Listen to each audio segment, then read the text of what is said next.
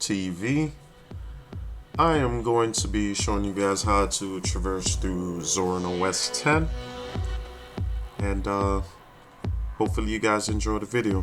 And at the end of the video, there's also going to be an application that I'm going to show you guys called Sound Juicer, where you could rip CDs today on TuxTech TV.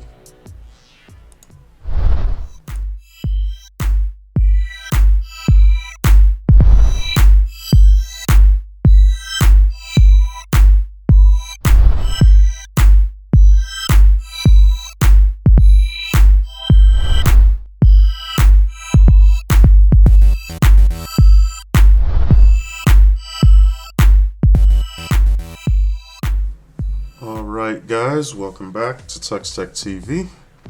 Thank you for sticking around to view this video. Alright, this one is going to be based on the Zorin OS and primarily the changes that can be made to the OS itself or the user interface. Pardon me for the foul up in the editing, but you can see in the intro vid everything was set to light, and then as the video started it was at black. Well, the reason for that is there were some complications with what's it called, the Kazam video recorder that I'm using. I'm using it for the first time. I hate it a lot. But I shouldn't say I hate it. I shouldn't do that, but you know, it's too simple of a program. For what I need it for, it's just too simple. I have multiple monitors and I recorded the video before and there was some issues, but anyway, we're gonna continue from here. Pardon me for the little bit of the rant on the screencast software that I'm using, but comes with the territory. But yeah, for starters, sound and video, let's go to graphics. We have Blender here. Blender is a program that's used for 3D, I don't want to say CAD like programs because it's not a CAD program. You can do some 3D rendering and do 3D graphics. As a matter of fact, there is a project that's international now. It's called the let me see, let me go here to the Blender website, but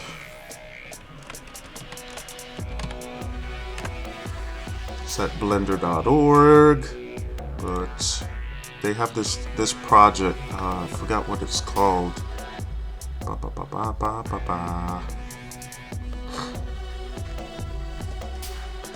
Maybe it'll come to me later in the video, but they have this project that's going on right now, and for anybody who's interested in this movie that they're putting together, using the Blender program to render 3D characters and stuff and put together this short film. And I can't seem to, I don't know if the project is actually finalized and over, but this is a quick little breeze through the website. It's been a long time since I've showed any interest in this program here. I've been out of the loop for several months and I need to get back on it. But anyway, here's a website. You could actually download the program for your Windows, for your Apple device, or even for Linux. So this version of Blender here will be used on as a tarball. You're going to use this on like a Red Hat version of Linux and install that there. And they have a free BSD version here too, which is awesome. So whatever Linux format that you're on, you could actually get Blender and get started. And yeah, there's a website. There's a bunch of, yeah, this is a kind of work, 3D work that you could do. As you can see, this is, I guess, a concept for Nissan that they were working on, but I guess that it was scrapped.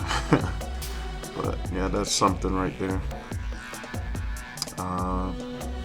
When it comes to, yeah, realistic materials, I mean, it's a really powerful and robust program. Look at the rust on this lamp. It looks so real. If you, at first glance, it looks so real, but you know, once you really focus on the image right there, you'll see that, you know, there's some exaggerated nuances of it that, you know, will convince you that it's not. But yeah, it's a really robust program, and I don't see why there's not more talks about it.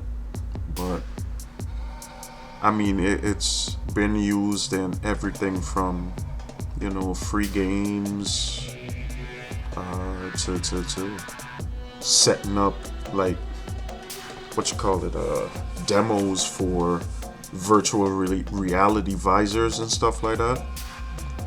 Some of those demos are using this program because these big Fortune 500 companies that are actually utilizing the 3D visors, as far as what's it called, a Vivo or whatever, and stuff like that. Yeah, it's pretty cool stuff. But you could download Blender actually using what's it called, the Synaptics Package Manager, or you could use the Software Center. The Software Center is really slow. I don't use it primarily because of its speed. As you can see here, you could pull it up. Pardon me for the sniffles. I'm really sick right now, and I am trying my best not to sneeze while filming. My allergies are really killing me right now. But yeah, could get Blender there. And a secondary means of downloading applications, and well, third, because you could download it via the browser, go into the website, downloading the file, and etc. That is the Windows way of thinking. Now, for anybody who's going to be a Linux user, keep in mind that this is not the Windows platform. Do not expect for every nuance or every application that comes from the Windows space to be utilized in Linux. There's tools that you could use to use a lot of those Adobe products and such, and get some of that stuff working. From my understanding, if you use a program called Play on Linux, you could actually install Photoshop on the Linux platform and use it through its totality, with all your extensions and your add-ons and all that stuff. You could utilize it to its fullest.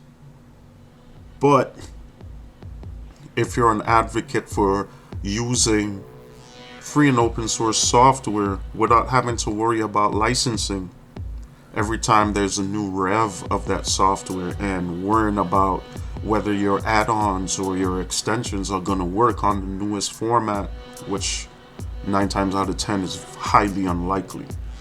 Now, with that Blender program, a lot of the extensions and add-ons and stuff are reintegrated in the most current rev. Every time you update the software, all of your extensions work.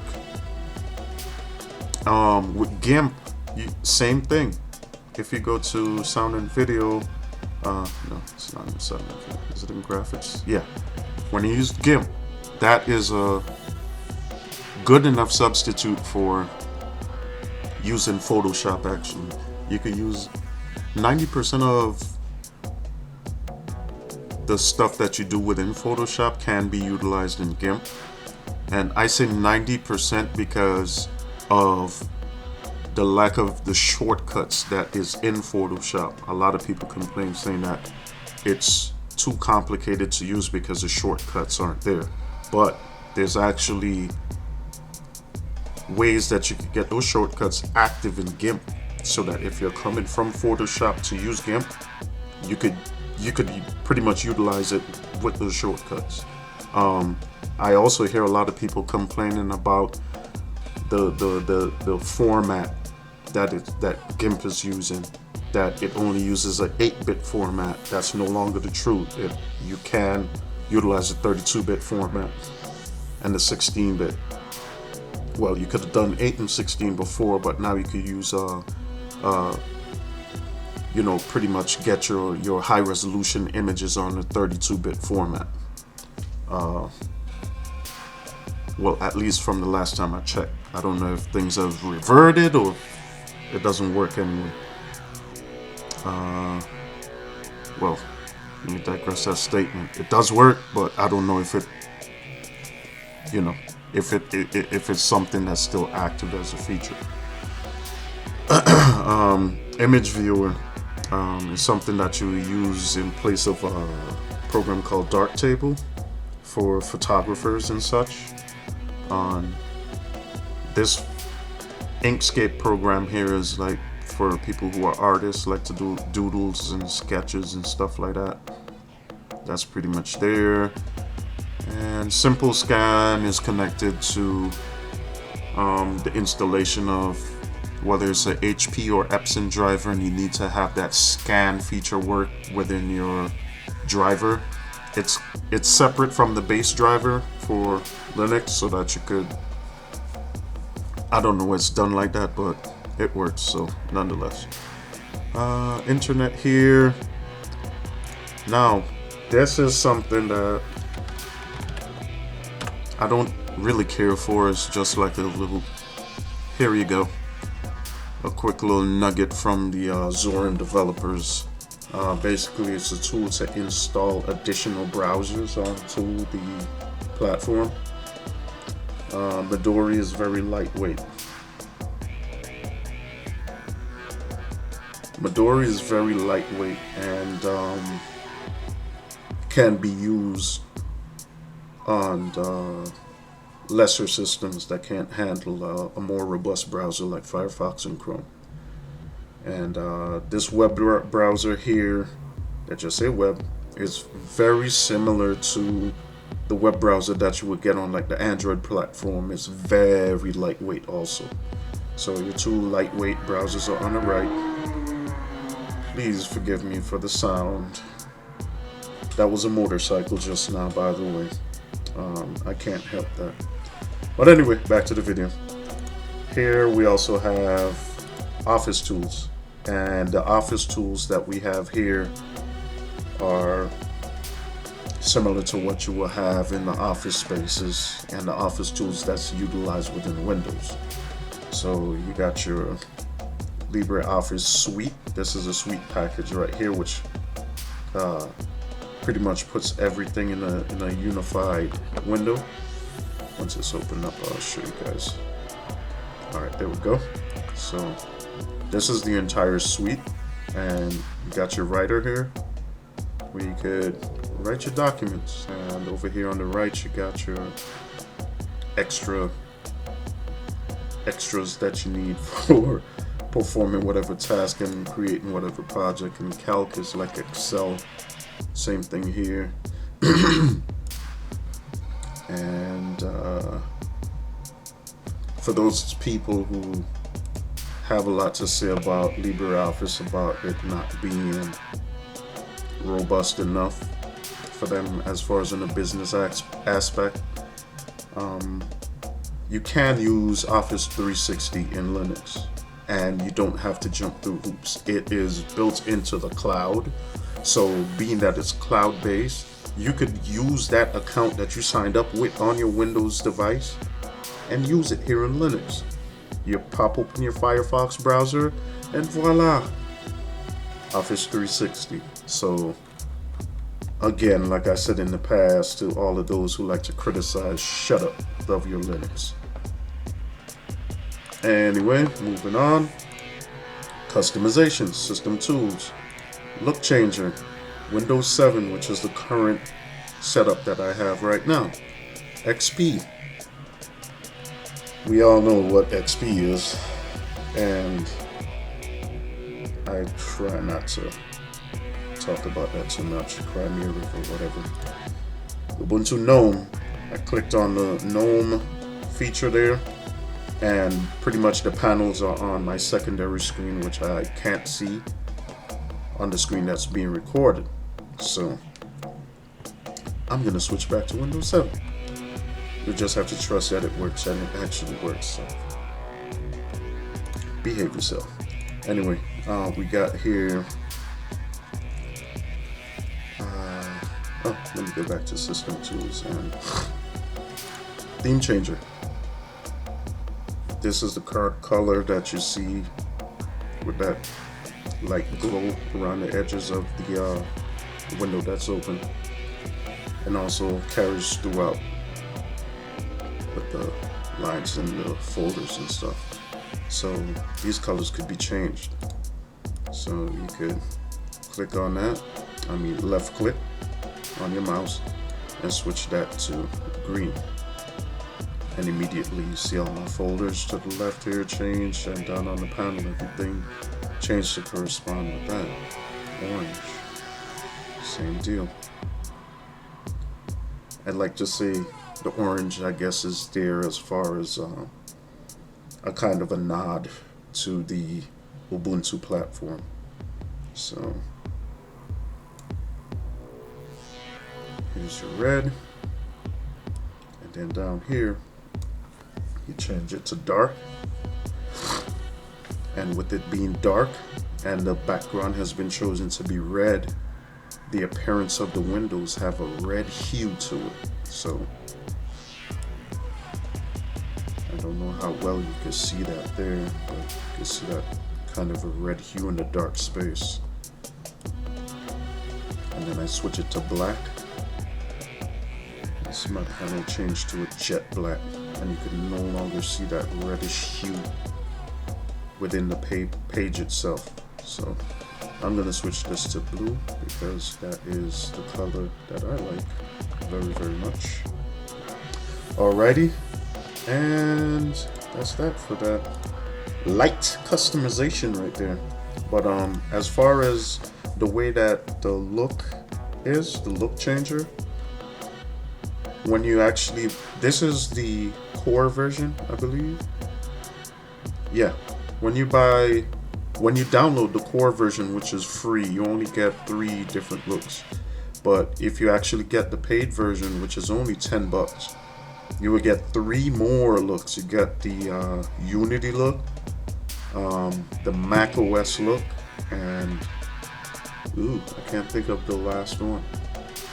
But anyway,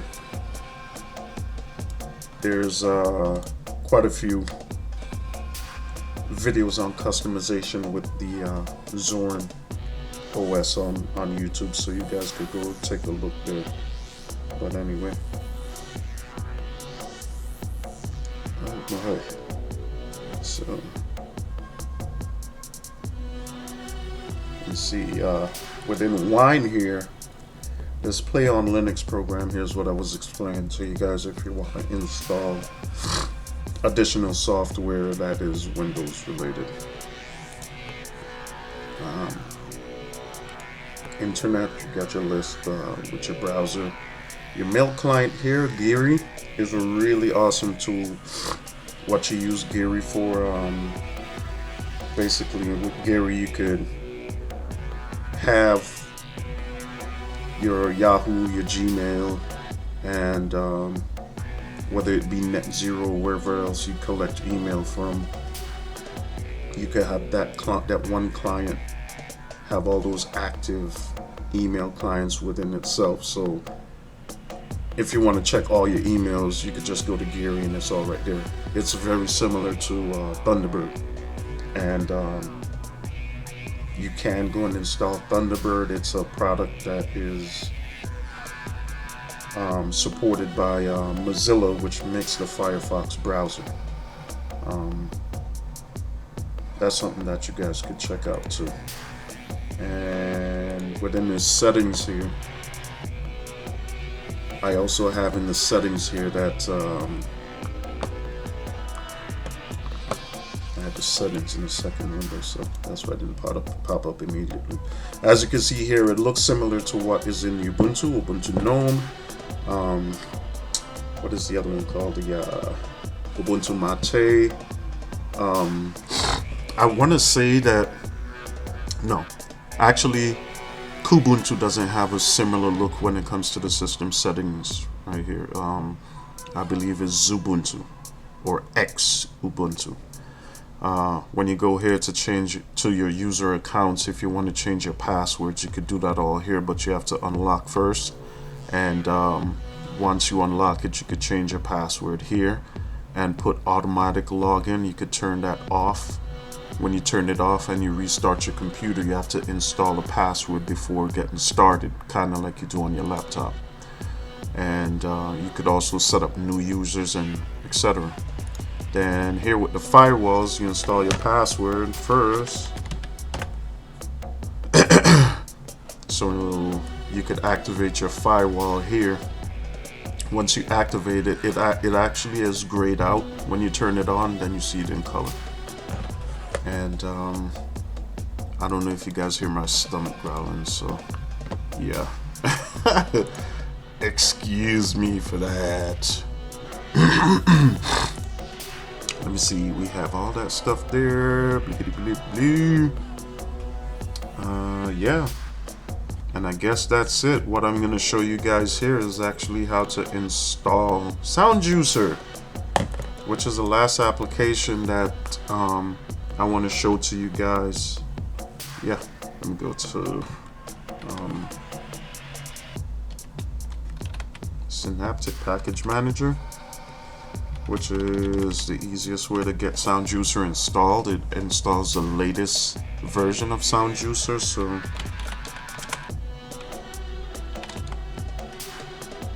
alright. I already have it installed, but as you can see here, you just go into your Synaptic Package Manager and you type in SoundJuicer, and then it'll be the only application that pops up, so you highlight it and you tick that box to mark for installation. This will be the one that's highlighted, so you click that and then click OK and keep going forward. Okay. And as you can see here, you could either mark it for removal. Complete removal would get all of the dependencies out of the system if it's causing any bad situations on your computer. So there that goes. Do I have upgrades? No, there's no upgrades available. But anyway, SoundJuicer you could install right there. Once you get it installed, you go back over here to your little Zorin or Windows key to the left of your panel, and then you just type in the SoundJuicer again. SoundJuicer right there to the top. Oh, okay, I thought I clicked the wrong thing. But once SoundJuicer is active,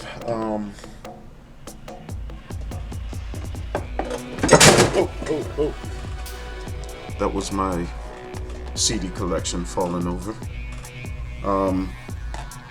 I have a CD that's already installed, as you can see here, into my DVD-ROM. I am really clumsy today because I have this cold. I am so not focused. But anyway, audio device has a disc in there. It's artist called Kendrick Lamar. The CD is called Good Kid, Mad City. And these are all the tracks, name of the tracks, etc. So then I close that. Once you pop the disc in there, when the program is installed and you open it for the first time, it's going to be completely blank, and it may not have the title or the artist in that listing. So sometimes it just takes you typing in the artist's name, and then once you run the program in SoundJuicer, what you're going to do is click extract, not play. If you click play, it's just gonna play the tracks like it would in any audio player. So you click extract. After you extract it, it's gonna immediately put the entire listing of that CD in a folder. You don't have to go into the music folder and then punch anything in. You just extract from the software program itself, and it'll do that for you automatically, or like they say, auto-magically. Anyway, once that's done, you could re-enter the file, and when you play a track, you could run it in, go to sound and audio here, you could run that in your Rhythmbox program. Or if you have the Banshee application installed on your rig, you could actually do that too. But anyway, that's that. Sound Juicer, done dilly. So you guys enjoy your Linux, run that application, rip your CDs, they belong to you. If you bought it, I'm gonna put all of those songs onto my phone without having to use iTunes or any other those bogus systems that they force you to pay for again on top of buying your CDs. Quit being morons, people. Install it into your own folder. You don't need the cloud. Tell the cloud to stuff it. If you like convenience, you're shortchanging yourself. Quit being lazy. Just put it on your phone directly from your computer. Stop being lazy. Anyway, once that cloud gets shut down and that program is no longer active, where's all your money? In the cloud. So, you guys have a good day. Hope you enjoyed the vid. And like I said before, enjoy your Linux, people. Peace out.